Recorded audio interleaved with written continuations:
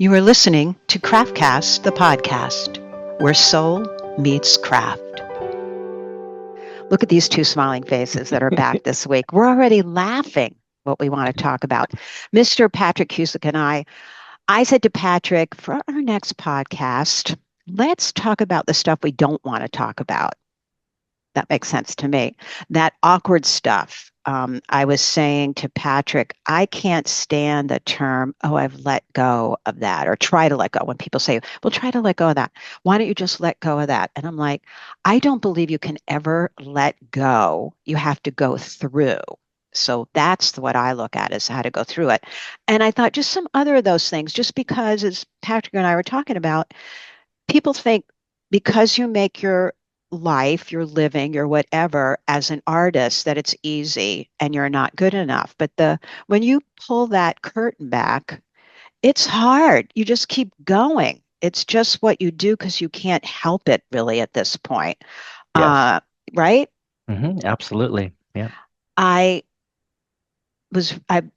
here's a book I highly recommend, and it's called Gimbate, which is the Japanese term for always moving forward, the Japanese art of always moving forward. One of my tech guys showed it to me, actually, Boomer, who was on as our guest. And I believe the universe, when it's someone says to me, you should read this book, that it's a universe talking to me. So I immediately get it to read. And this is the kind you can just pick up a chapter here and there and go for it. And it's like the art of moving forward and not backsliding, not being stuck one place, all of that. And I find it very empowering and love that. So I thought we could share a bit about that and hopefully inspire others to move forward and not be stuck. What do you think? Yes, absolutely. And that it's hard, it can be really difficult to let Oh, go of some things and, or work through some things and, to put one foot in front of the other. And, we were talking a little bit earlier about this idea that people have about artists mm, or instructors, and I'm sure it happens in every field as right, well. right. But it's like, oh wow, you just did XYZ and you just made it look so easy. I Right. can, and it's like they don't think they can do it, but what they don't necessarily realize is that, hey, we've been doing this for 20 years or however long we've been doing it, and that's why it looks easy. And that whole 10,000 hour, Right. thing, it's true, right? It's It like is you true. have to have a certain amount of experience, and I find that there's very, very few people who, myself included, who can just pick something up right away and just be amazing at it. And, those people are rare. But, it can happen, right? But I think the expectation is one that, especially as adults, we put this big expectation on ourselves to perform at the maximum and perfection. And we put undue stress on ourselves, like, thinking that, you're going to take one class and then you're supposed to be an artist at the end of the class. And I always tell people, yeah, that's great. But would you have the same expectation if you were learning French? Would you take one Yeah. French class and Right. expect to speak fluent French? Right. No, no, Hey, it's baby steps. Yeah. I did this.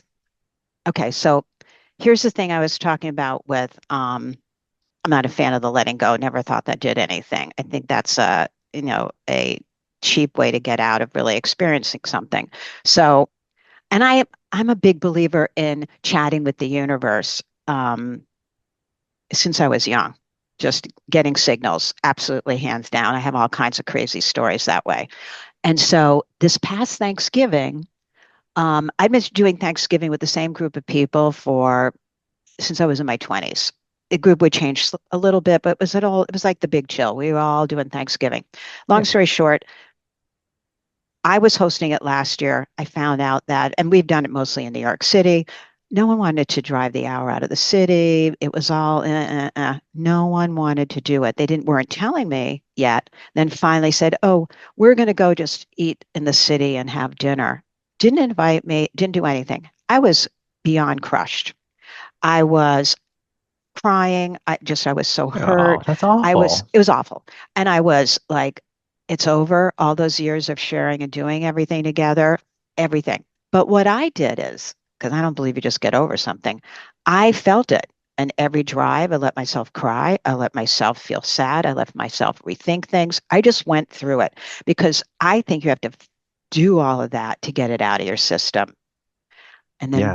one time, morning at the beach, all of a sudden I looked up, and it was like a week of that. And I looked up and I went, the space is now empty for something fabulous to happen. And that's how the space is now empty. It's Yeah.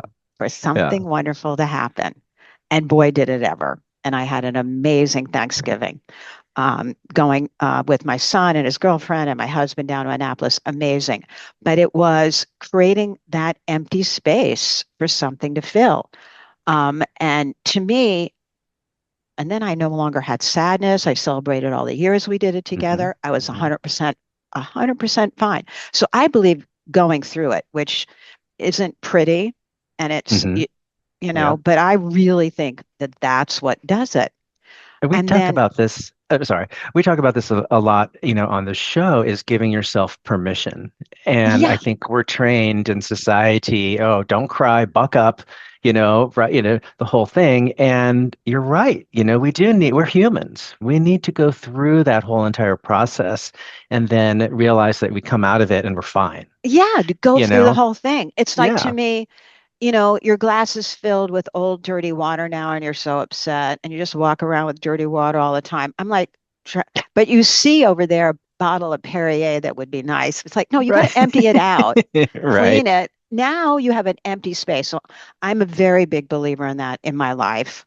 Um, and then I was thinking about also with what we're saying, the permission you just said, which is on my Thanksgiving, I got to have a tour of the Naval Academy. Well, boy, did that speak to my soul. It was be your best, be, perfection, be a group, help everyone, every single thing about it, and appealed to me. And I said to my husband, if I had been there at 17 when you're looking at colleges and whatever, I would have applied. No way about I've been applying. And he said, but then you wouldn't have what creative? There was no creative there. And then I thought about it. At that point in my life, I was one of the people that said, oh, I'm not creative. I can't draw. Yeah. And my friends, I had two friends, they were brilliant, well, three really brilliant artists. They won some of the awards in school and the national, scholastic, whatever, with their ability to draw and paint. And I was fine with that. It's just like, oh, I'm a creative. I don't draw. And when I went to California and the concept of now I'm 18 of art school popped up, and I'm like, what's art school? Um, Right. I still don't know how to draw. I sat down in my bed. I remember leaning up against the wall, and I had some magic markers and one of those pads with the ring along the side. I must have had an old Winnie the Pooh book or something. I drew full scale Winnie the Pooh, Snagglepuss, Dumbo the elephant. I drew all these characters freehand and colored them in. And I remember after doing five of them, I said, I can draw. I closed it and that was it. Because I believe no one there knew me yet, California. Yeah. Yeah. And I still, somehow in my crazy life, I have those drawings still, but I remember I'm like, I can draw, done, moved on because I drew these animated characters. And, that's the kind of thing about felt it, did it, Gambati, moved forward. Like, Yeah, yeah. uh, Let's back up and let's talk about the art school experience for a minute, okay? yes, So you were 18. This was what, in Pasadena at the Art Center? correct.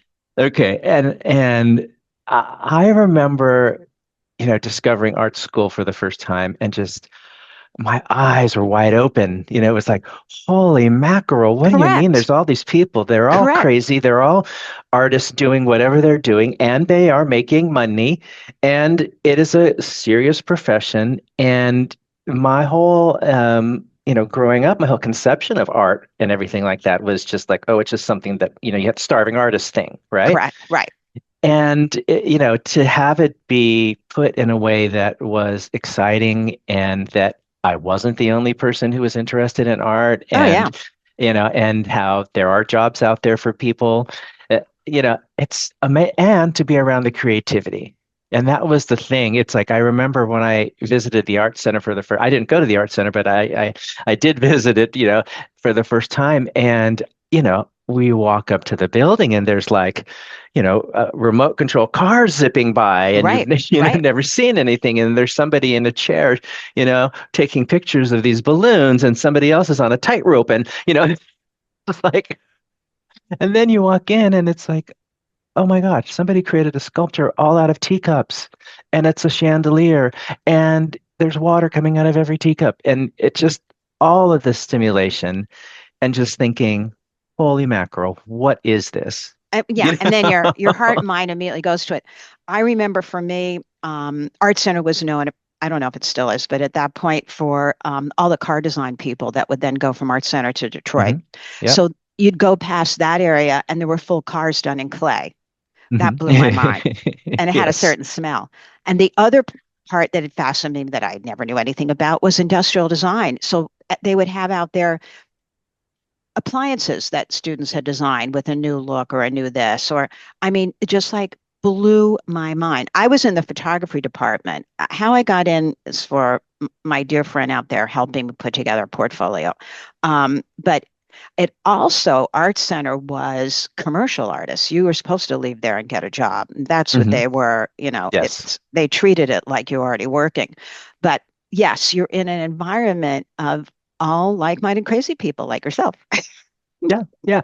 But the part of that thinking is opening up to the rest of the world, opening up to a lot of different possibilities, letting Yeah, go of preconceived notions of what yeah, a dishwasher should look like, right? yes, And what the functions of a dishwasher is, yes. and how do you take that and reinvent it into something that people will buy and need, and still, maintain your creativity and all that kind of stuff. And I think that artists really push the boundaries in that aspect. And You yeah, know, no question about it. It's what Stephen Jobs said. It's the crazy ones that make the difference. And I'm paraphrasing because yeah. you're willing to do that kind of thing. And yet it was already always geared towards a job. And it was very structured environment that Hmm. way. Hmm. Uh, and I remember the first time I had never gone into an art supply store yet. I mean, to walk into the art supply place to get supplies for class was like, are you kidding me? And then for me to pay for everything, I worked in the camera store in Beverly Hills, Sammy's Camera, and and I just became the person who could set up everyone's dark room for them, type of thing, with all of the equipment and all of that. So it opened up a whole new possibility, um, and it still had the structure and everything that I loved as well. But yeah, Yeah, art school. yeah. But what you said before is people who haven't gone that route, that also sets you on a path when you become an artist and you're a working artist. That's into your soul and being in there. That you can't just take a class one weekend and get all of that in. Right, right. And I think, I think that's, what you said a little bit earlier about it being geared towards a profession, and it has this appearance of out of control, crazy, wacky, whatever. Right. But the reality is, you have to go to class, and you still have to make those grades, Oh and you yeah. have to be serious. So there's a level of seriousness, Oh, it was very but I serious. think it's always, at least it's been my experience, it's serious, but with a sense of humor. Like I can't imagine going in, a bunch of lawyers or something, and Oh, having right. Yeah. a group thing, and just having fun, right? Right. Yeah. Well, I no, mean, they I don't know. I don't no dish on no, yeah, lawyers for yeah, right, sure. right. I mean, in at Art Center, you actually got pink slips, and if you, it would be like if it wasn't a pat, you had to redo it. It wasn't even about a grade. It's like this wouldn't be acceptable to a client, so you just had to redo it.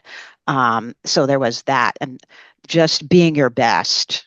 I mean, Yeah, I learned a lot of that, and that part appealed to me, and also the critiquing, which we've talked about. So all of that's behind the scenes, and it's a lot, and it's a lot of soul work yeah, to yeah. It's really what we're talking about is growth. right? I mean, we walk into the situation and it's, it's what it is. And then you see other people performing at their best and having different ideas and having a different approach to things. And that informs your perspective. And then you can in turn go out and, start you developing your own sense of Yeah. style and your own thought process. And, Yeah. that I was going to talk about that a little bit, a little bit later. But it's really it's that growth part is really, pushing yourself, but putting yourself around like-minded individuals who are better than you and make you sort of think, oh, I got to step up my game, That's the good body and of it all. Be yeah, your best. yeah, Um, the thing too about the concept words I don't like, the why don't you let that go, letting go, because you don't ever let go. You have to go through. And I was thinking how that works even in the studio. And I think a lot of people get stuck and they'll say, I haven't been back in the studio filling the weeks or whatever. And I believe it's because they didn't complete the experience in a way that they could have that space open again for the next one. It's still like what didn't work, an old project is sitting there incomplete. And all of that is like sitting with a roadblock in the way for them to do the next thing.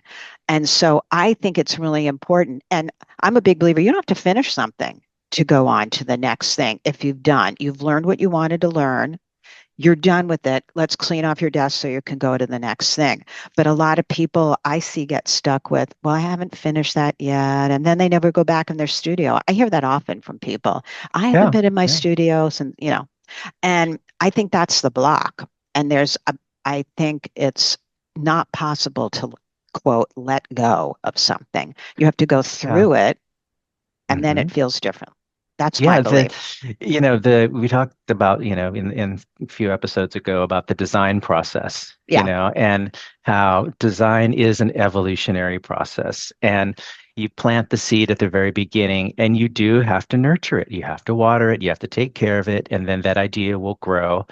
But sometimes we'll get stuck. And sometimes the idea of this perfect something, whatever it happens to be, is the roadblock. It's like if you yeah, design something and it's not working, right, and if you're like me, I'll keep going and I'll keep trying. Okay, maybe that, maybe I should try right, this, maybe I right, should try this, maybe I should try this, and you get so far, and then it's like maybe I need to change this idea, right, you know? And it's like that process, right, is the learning process of how far do you want to take something right. until you realize that, and I remember walking, in my old studio, I had two different doors, I could go in and out of.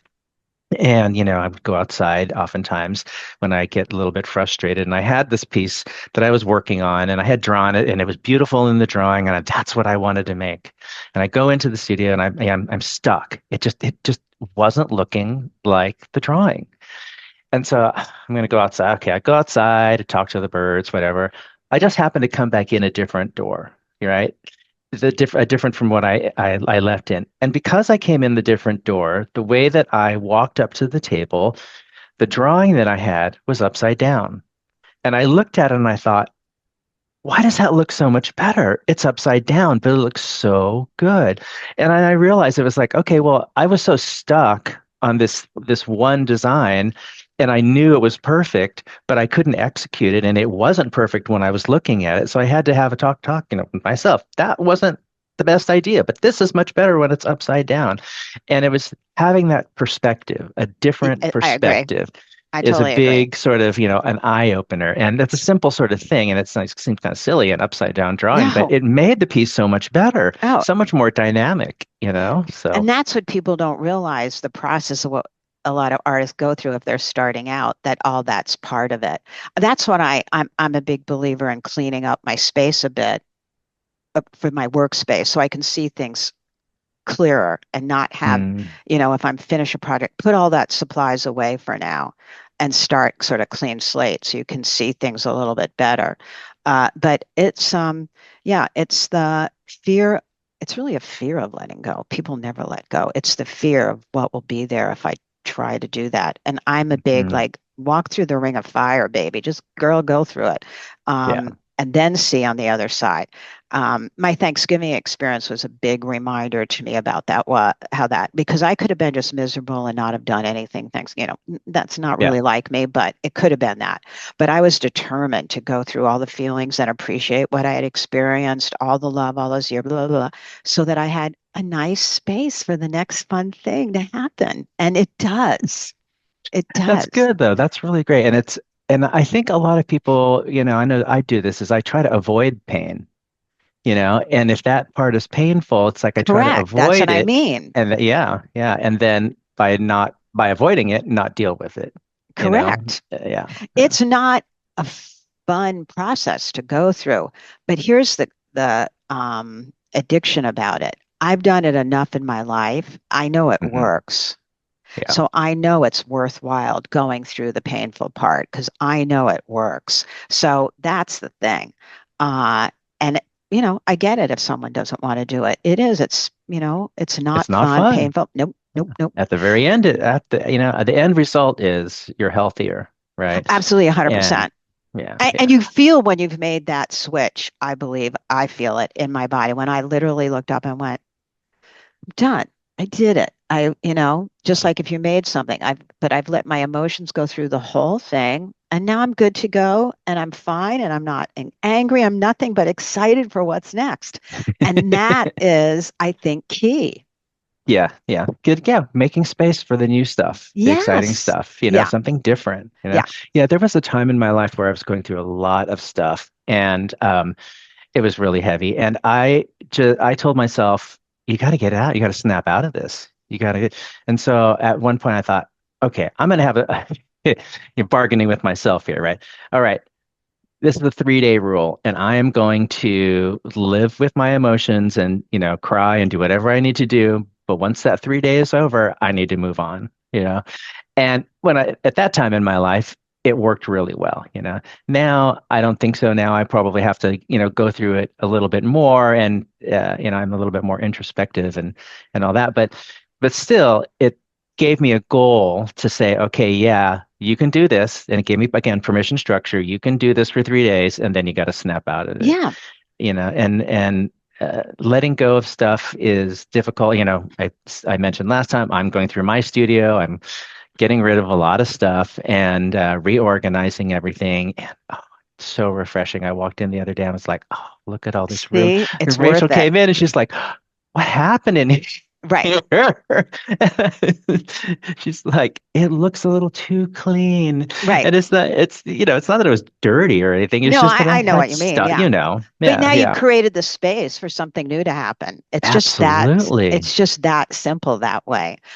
It's not simple to go through the process, but it is simple when you have the empty space that something comes in. I mean, I just believe that's how the universe works. So Yeah.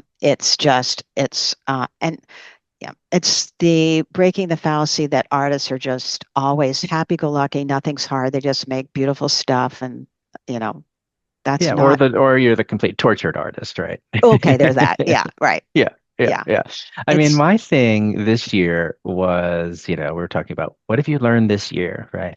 And you know this because I've talked about this on the show before. I, recently diagnosed with ADHD, and I didn't realize that, before I got the formal diagnosis, that I had struggled with this all my life, but it was masking as depression, mm, and a lot of that had to do with, just my psychology, whatever. And I would, beat myself up for not being able to do things.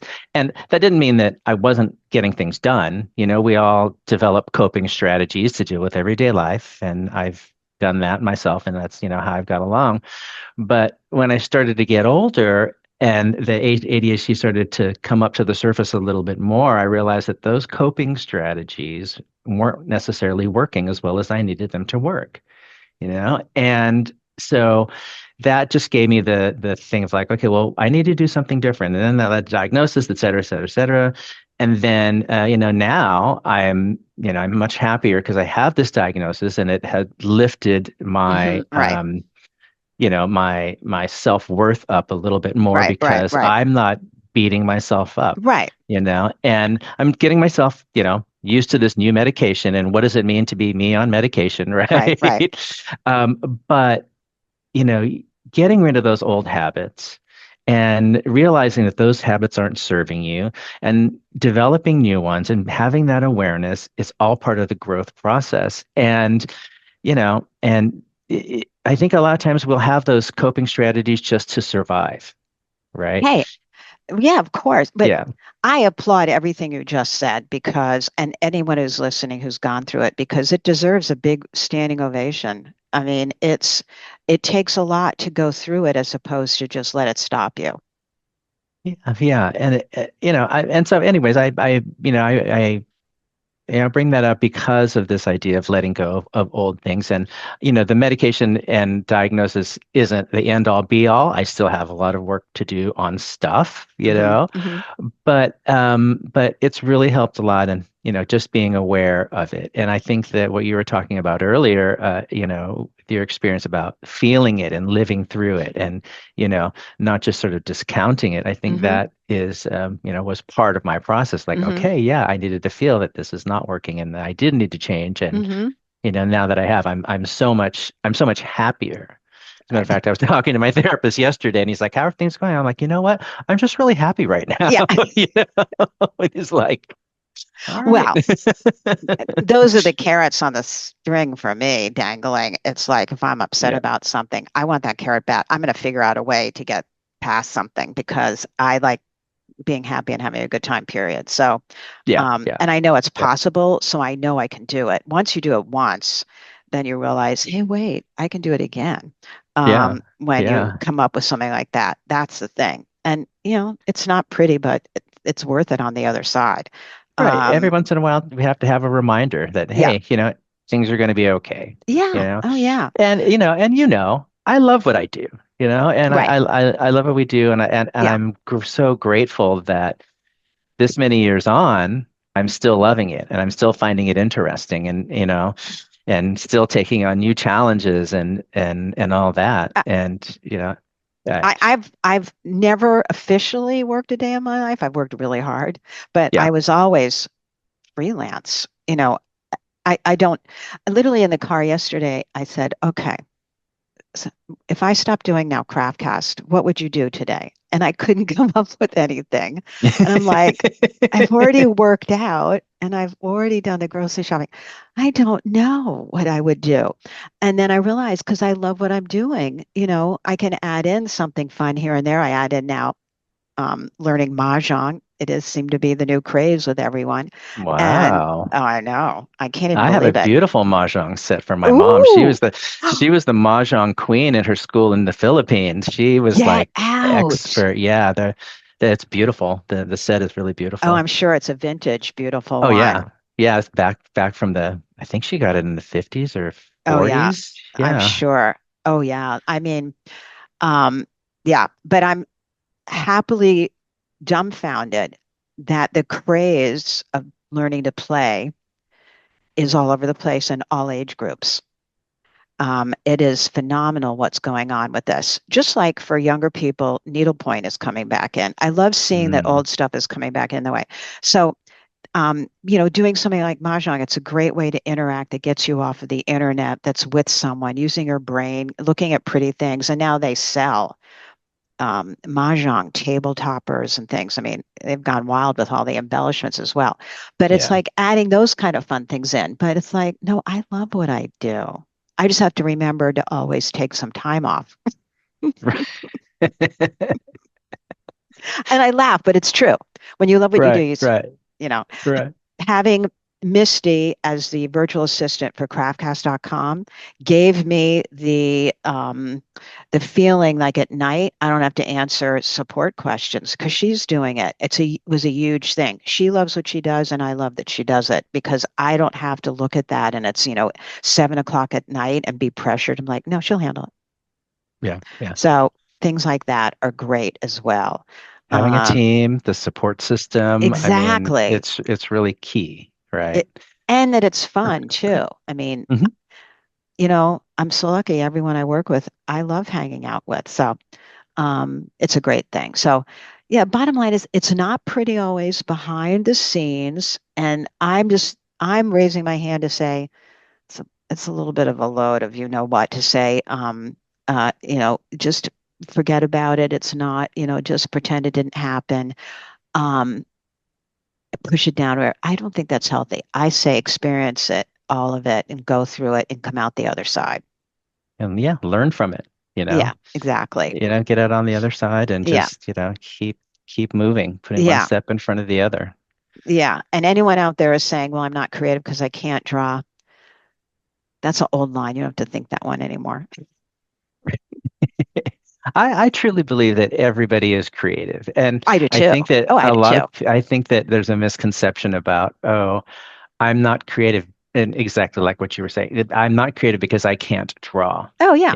but we're all creative in our own different Oh, ways. yeah. I mean, moms are the one of the Oh, most yeah. creative people I know. They're constantly, doing things, and Yeah. I mean, it's amazing to think of what these women can do, and it's all creative because you have to be on your feet to take care of a child, take care of your husband, and It's a whole all of nother, that. yeah, it's a whole, I hear it. I just heard it yesterday. Someone said when I told them what I was teaching live here in Connecticut, oh, I'd love to, but I'm not creative. And I was like, don't say that. You are creative. Well, that's what a class is for, to learn. Exactly. Exactly.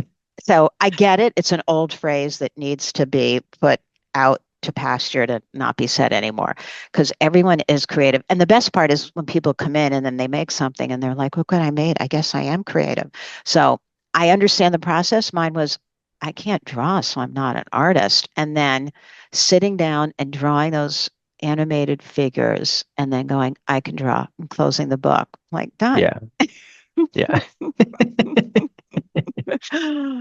So Oh, what are you currently obsessed with, and what are you loving right now? Anything in particular in terms of besides, the everyday journey of life? okay. I can tell you two things, and then I want to hear yours.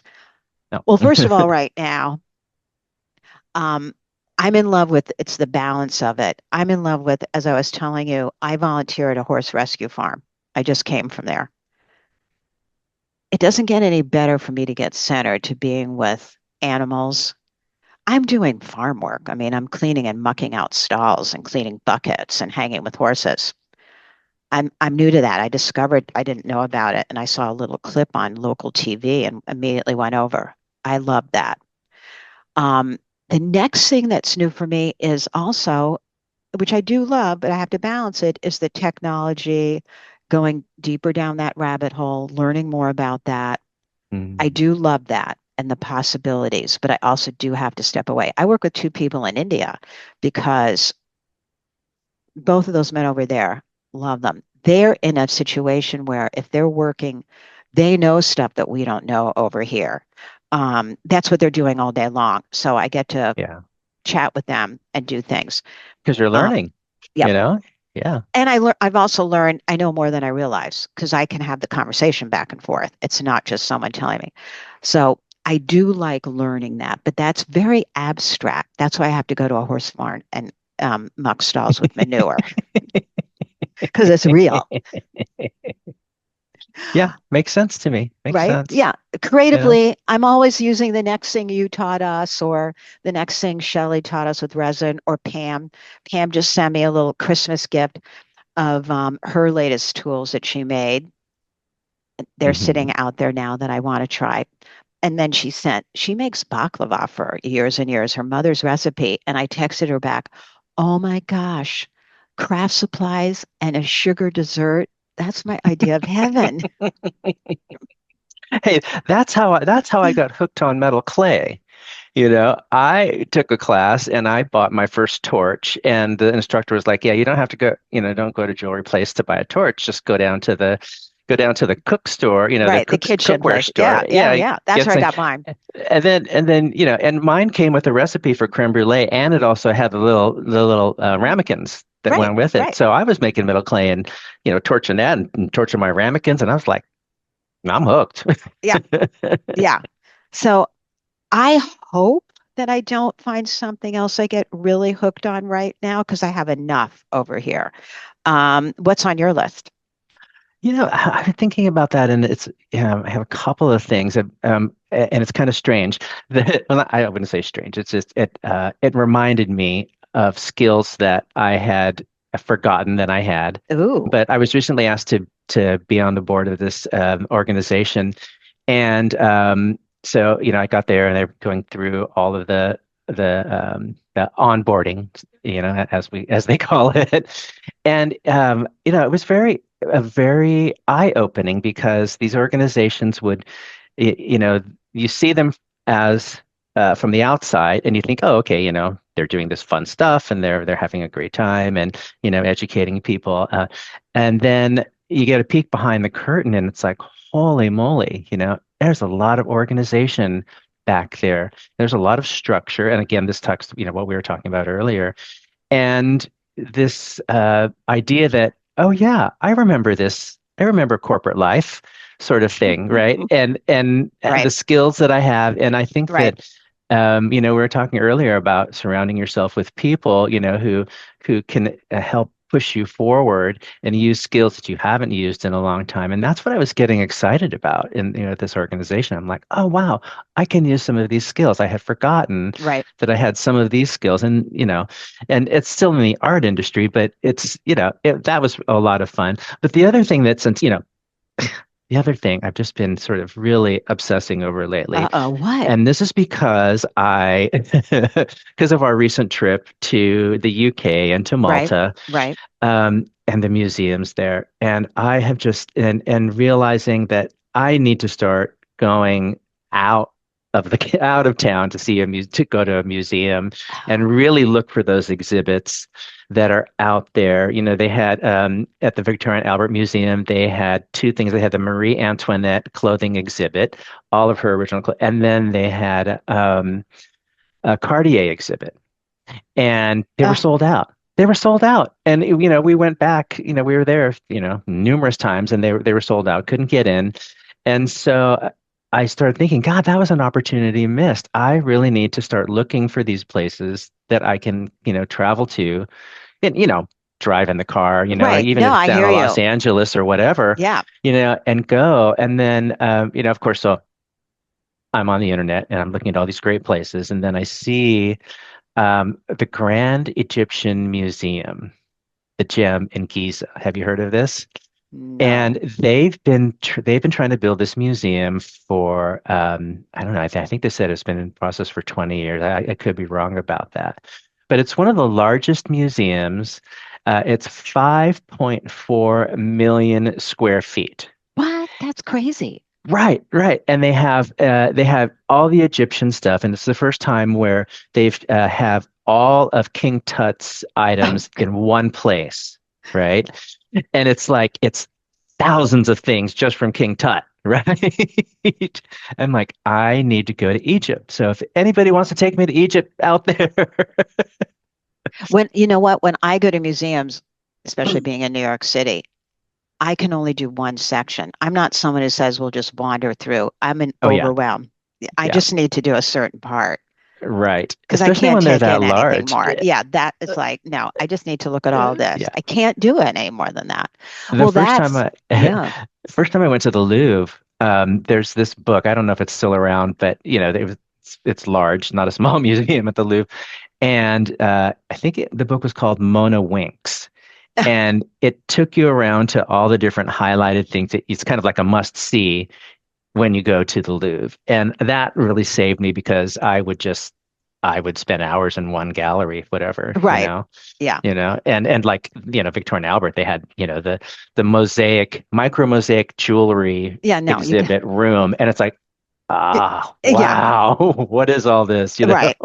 I can only have, I do reach maximum gigabyte load in my brain at a certain point, and then I have to just stop because I'm just at that point going, yeah. Well, that sounds, well, all right. I'll end with this because you know me, so I can tell you You're going to say the we need one an thing. offsite to No, do no. our next podcast at the So, Egyptian Museum. no, that would be nice. We could do that. But here's the thing that I want got involved in. So I saw, remember the TV show Big Bang Theory? Of course. Okay. Yeah. So I didn't watch it when it was on. I see it. It's reruns that saves me late at night when I just want to have friends whose voices I recognize in my environment. I'm not even listening to them the whole time. So one time in there, I saw the main characters build robots that then fight. They compete with each other to try and get the robot exploded or down or anything. And I'm like, I fell in love with it. Lo and behold, right here near where I live, all of 10 minutes away, is the Mayhem Institute, something I forget. It's like MKL. I forget what the initials are. Hmm. And what is it? The biggest robot fighting thing there is. Oh, Oh, yeah. right. All right. So now, this past weekend was the December event, the final of the year. And I was like, I'll just go over there in the afternoon and buy a ticket or something. Well, the afternoon came the day before, and I looked on it, checked the times, sold out, sold out, sold out. I'm like, are you kidding me? Then I found they did YouTube Live. The whole thing was on YouTube. So I was able to work here in the studio with it on in the background. And there's three weights, lightweight, 3 pounds, 15 pounds, 30 pounds. I don't know why, Patrick, this appeals to me because I've never been someone who watched fighting or anything. Right, I right. don't understand. So, but it did. And I love that. And we'll be spending more time over there and understanding how people build these and what they can do. That's it. That sounds like fun. And as a matter of fact, I just heard the same thing in San Francisco. Oh, There's like really? this, yeah, there's places in San Francisco. They're not underground per se, but it's the big thing south of Market right now. These robot Oh, fights. well, You it's should just come. You should great. come visit. We should do an Yeah. offsite there. Listen, they have it. They have the academy there. You can take, and build your own. And I don't even think you have to know that code anymore. I did learn that code before, Arduino and what was it, Raspberry Pi. I think it's now even easier than that. But I don't know. It appeals to me. It's fun. Everyone's applauding anyway. That's the kind of girl I am. What can I tell you? Move through it. Don't hang on Yep. to stuff. Experience it, move through it, create a nice, clean, open space to experience the next fun thing. That's what I And say. enjoy life, Enjoy. Go Yeah. for it. Yeah. It's like, Awesome. as James Taylor says, the meaning in life is enjoying the passage of time. So there we go. Hey, All right, honey. Thanks again for all chatting with righty. me. It's always fun, and I will talk to you soon. Okay. Bye, everybody. Bye bye. I hope you enjoyed today's chat. You can follow us and subscribe at Spotify or Apple Podcasts. And please take a look at all our amazing video tutorials at craftcast.com.